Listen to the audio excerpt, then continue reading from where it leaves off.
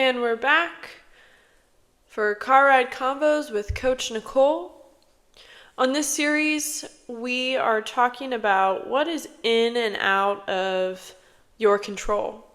This is a well-used topic when talking with athletes. Just focus on what's in your control. That's out of your control. Focus on what's in your control. I've found over the years that I've worked with athletes, when we do go over this topic, we create lists of things within their sport that are in and out of their control. And normally when I first present this to them, I get a big eye roll because they hear it all the time, right? But as we start to unpack and put certain things in the column of out of your control and in the column of in your control, it brings some surprise to them. It can be quite eye-opening, a perspective shift, because a lot of times we believe that some things that are in our control are actually out of our control and vice versa. So last time we spoke, I gave you the definitions of in your control and out of your control. Things that are in your control, you have full influence over. No other factors play a role in that thing. Things out of your control, two pieces to this. The first one, you have absolutely no influence over that thing. So like the weather, no one has control over the weather. Or two, you have some control over that thing, but other factors play a role in it. And so you technically do not have control over it. Now today, what I want to do is I want to go through what's in and out of control for athletes. And then the next conversation we'll have is what is in and out of your control as parents. So how I'd like to do this is I'd like to call things out, give you about 5 seconds to decide where you would put it, and then I will tell you where I believe it goes in or out of your control. So I'll call out, again, something like, okay, weather. By now you probably have an answer if you think it's in or out of your control, and then I'm going to tell you that is out of your control. You have absolutely no influence over that thing. And then we move on to the next one. This is going to get interesting. So I'm going to start with some maybe easy ones. Your athlete's attitude. Is it in or out of their control? It is in their control. Their attitude is in their control. Now, what is interesting, and I encourage you to do, is every athlete has a different definition of what attitude means. So we use this term very broadly.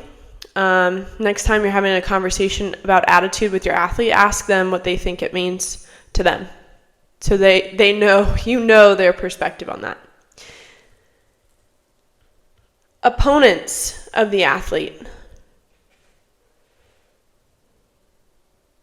That would be out of their control. They can't do anything. They can't do anything to control their opponents. Skill level, if they get scored on, if they are guarded well by an opponent, that's on the opponent, right? How the opponents play as a team, that's all on them.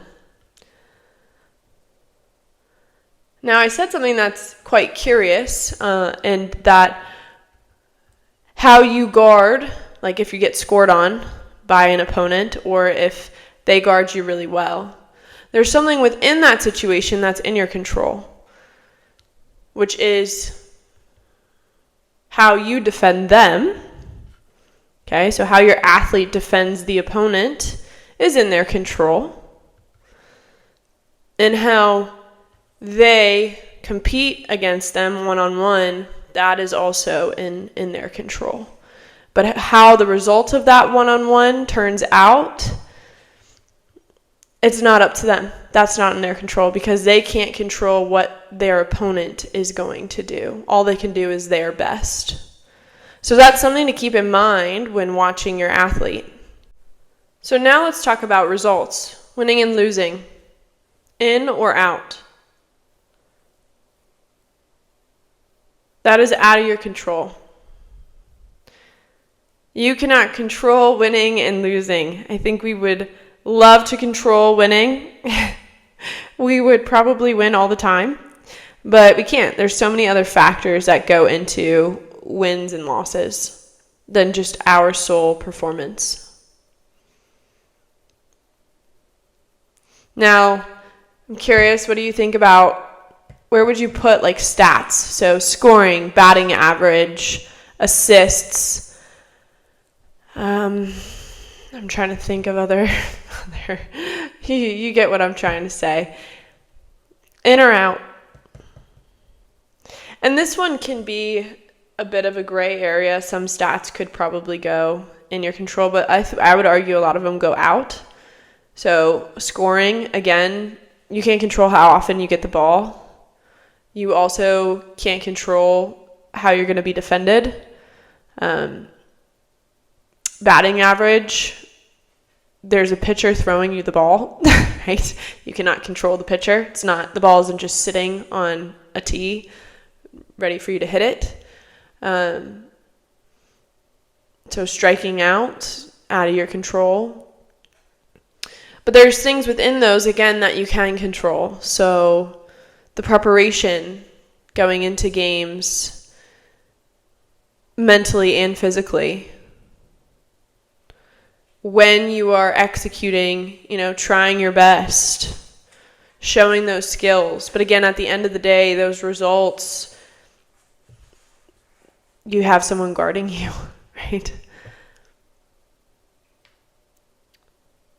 And I'm quite over time now, but I just think it really starts to get you thinking about what is actually in and what is actually out.